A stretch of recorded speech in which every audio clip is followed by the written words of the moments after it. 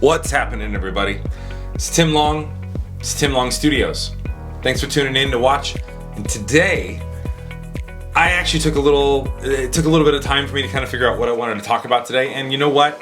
This may have been talked about a lot. May not be something you search for. But for me, I want to talk about the lens that kind of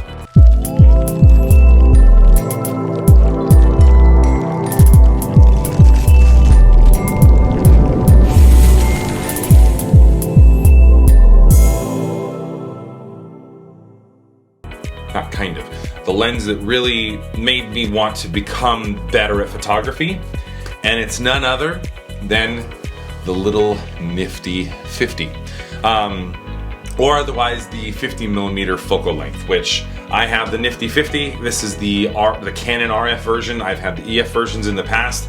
The shot that actually changed it up for me was a shot of my wife, and it was with a little Yongnuo 50mm lens. At the time, I didn't even know what it was. I just thought, hey, let me throw it on here and give it a shot. And it turned into the picture that really catapulted me into my photography career in general. It was a shot that made my wife cry, but it was good tears. She was like, oh my gosh, I can't believe I look this good. And then for me, I was like, wow, I took a good picture. Which is, I think, it's something we really need to talk about. By the way, I've gone from the nifty 50 to the wonderful, here we go, come on, focus for me. The wonderful Canon 50 1.2. This thing, by the way, is one of my favorite pieces of equipment.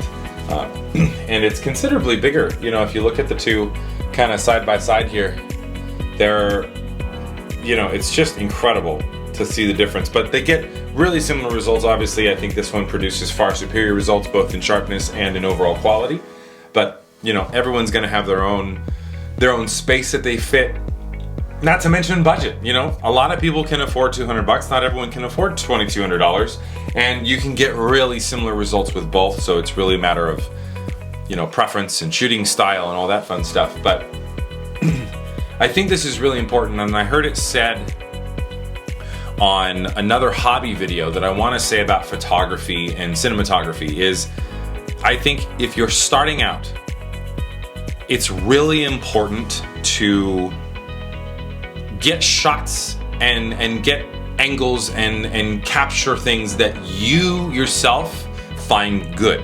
Because if you don't think they're good, you won't want to continue. I think that's really important as a creator, that you experience even a little bit of success in the beginning, because that keeps you going. If you experience a lot of failure in the beginning and you don't have this really strong commitment to go after it, it really can stop you. Versus for me, and that's what happened for me, I had picked up the camera over the years and I just really didn't care. It wasn't a thing that I thought a lot about, and I was like, whatever. But when I took my first picture on the 50mm lens and I saw the way it made the background really crushed and creamy, and then I saw the way it just popped the subject out, I was blown away. I was like, wow, I can take good pictures, and I think this is one of those situations where the gear can make you a little better. I get that there are other aspects of photography that all come into play. Do you know your exposure triangle? How is your composition? Are you using the rule of thirds? Do you have good lighting? Is your exposure good? A lot of things go into good photography, but part of it is if you have the right gear that produces the kind of things that you're seeing in your head, then that can make you a better photographer also. So it's a combination of all those things. I wouldn't say it's just one thing, don't go after the gear. Sometimes maybe you do need to go after the gear. Maybe an extra lens or something does change your game up.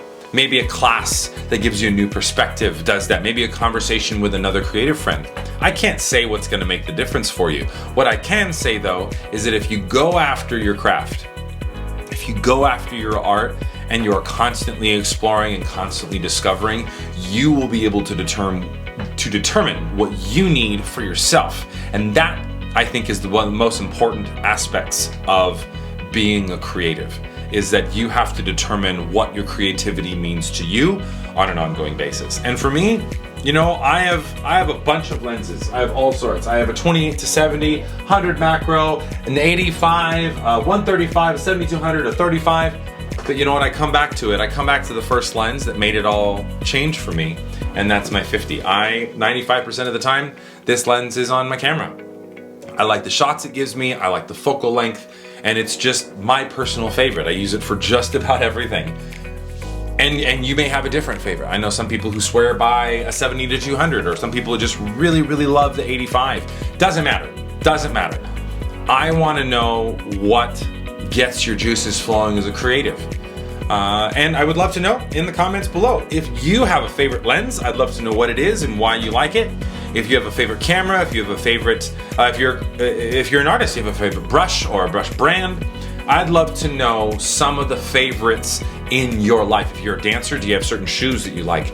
If you're a motorcyclist, are there tires or grips or exhaust systems that you're like, this is my thing? Artists come in all shapes and sizes, and I won't be here to judge that. So anyways, I hope everyone's got a fantastic day, and I hope that this video gave you a little something, a little bit of, I don't know, a little bit of creative juice to go out and try your own thing, and maybe experiment with a 50mm if you haven't, or upgrade to a nicer one if you have one. Either way, should be a really fun time. Hope you're all having a great rest of your day. This is Tim Long, Tim Long Studios. Peace.